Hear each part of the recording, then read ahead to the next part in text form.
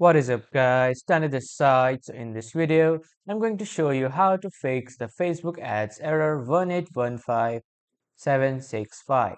So let's get started. So first, head over to your Facebook website and from here on the right side, click on this waffle-like icon which is the menu icon, and after clicking on the right side, you will see this ads section. Click on this and then in a new tab, the Facebook Ads Manager will open. Now, after opening the Ads Manager, you need to choose the campaign that you want or you are facing the problem. After that, click on Edit. And after clicking on Edit, you just need to go to the new sales ad under the ad set.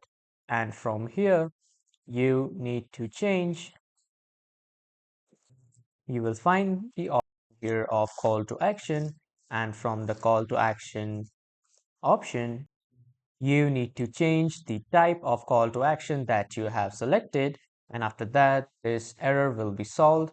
But if it doesn't solve the error, just restart the Facebook Ads Manager by closing the tab and then reopening it from the Facebook, and after that this will fix your Facebook ads error 1815675. So that was all for this video everyone. Thank you for watching.